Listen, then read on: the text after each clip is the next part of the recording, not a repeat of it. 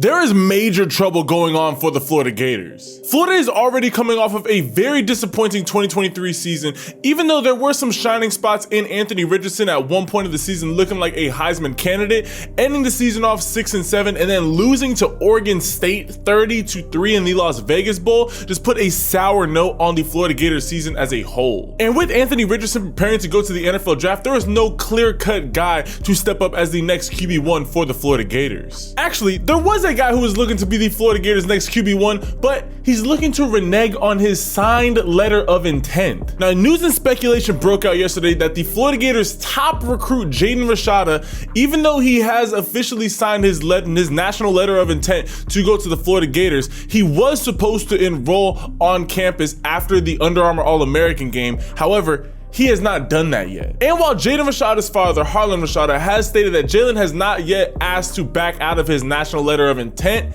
it does look like things could be heading that way. Harlan Rashada is saying as Jaden has not filed a request for release from Florida. He is still signed with Florida. Jalen hasn't enrolled yet. He's in the Bay Area. We're having a conversation with Florida tomorrow, Thursday. We're in constant talks with Florida in regards to his enrollment, but I'd like to think if he's not enrolled by Friday, there will be some challenges there to proceed as planned. Harlan Rashada further stated, we're working some things out right now with Florida and hoping that they get resolved soon.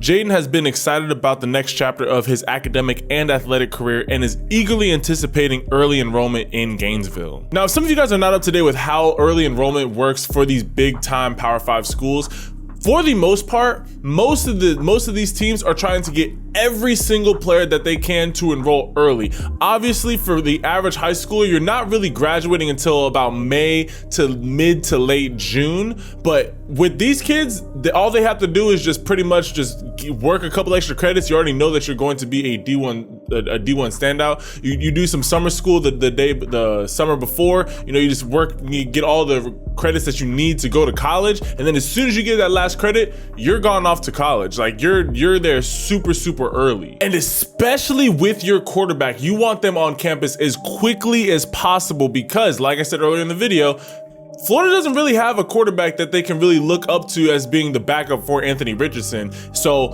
having a guy like Jaden Rashada come in is super important because you need him to learn the playbook. You need him to get comfortable on campus. You just need him getting comfortable to the speed of the game at the college level. There are so many moving pieces that you need your top quarterback prospect to get early accustomed to.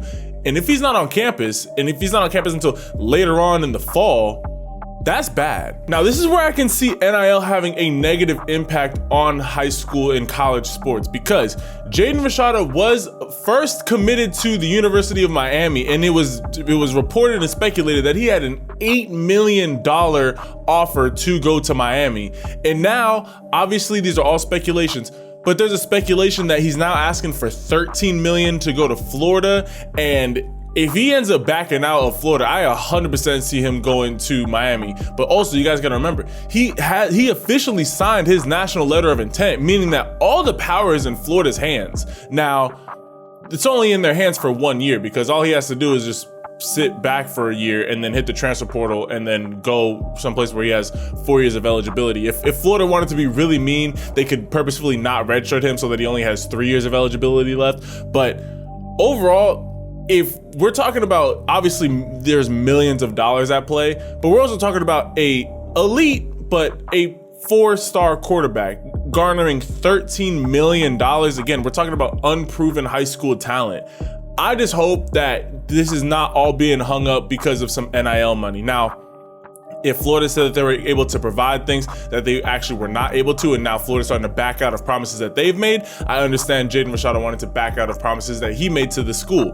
But this whole NIL thing, it can't be affecting college sports like this. Like I don't remember the last time that I've seen a player want to back out of after signing their national letter of intent. Now, the Florida Gators and Jaden Rashada are on a very tight schedule. Florida started their first day of classes on Monday, January 9th, and the last day that you can add or drop classes is January 13th, this upcoming Friday. So if they don't figure something out and get Jaden Rashada enrolled into school by either today, Thursday, or tomorrow by Friday, he's going to have to wait until the fall before he can enroll for the Florida Gators. Now, this wouldn't have been so bad because Florida actually did have another quarterback committed to them in Marcus Stokes, but obviously they took his scholarship away after he had that video of him saying the N-word, and so they ended up pulling his scholarship.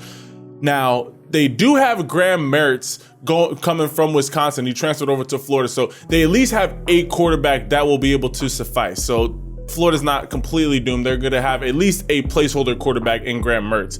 But if they are not able to land Jaden Rashada, that is going to be a huge blow to the Florida Gators. They've already been struggling all of last year. Ending the season off the way that they did is not good. You're losing Anthony Richardson, and then if you don't land your #1 recruit, that is going to be a huge loss. And especially if he ends up flipping it's not even flipping, if he ends up backing out of his NLI and then going to Miami, that's just another step back. Florida State has already taken a huge step forward in the state of Florida. Miami's taking a huge step forward in the state of Florida. If Miami gets Jaden Rashada, Florida State is doing what they're doing, and then Florida loses all these pieces, Florida's gonna take a step back and quite easily be the 3rd best team in Florida. And you don't wanna be the 3rd best team in Florida when the other two are Miami and Florida State, who are gonna be taking all the top recruits that want to go and stay in the state of Florida. But I wanna hear from y'all. Comment down below, what are your guys' thoughts on Jaden Rashada potentially backing out of his national letter of intent? Do you guys think that if he does want to go through with it, do you think that Florida will grant him that ability to even be able to? Because at the end of the day, it is Florida's decision now. It's completely out of Jaden Rashada's hands. Once he signed that contract, now Florida are the only ones that could let him back out of his NLI. So comment down below, what are you guys' thoughts on this? This is a huge story. You don't normally see players doing this. Normally they back out before they sign their national letter of intent, not after. So I want to hear from y'all. Comment that down below. Be sure to leave this video a like and hit that subscribe button. We keep you up to date with all the crazy news that's going on in college sports. With all that being said, I love and appreciate all y'all, and I'll catch you guys in the next video. Ciao.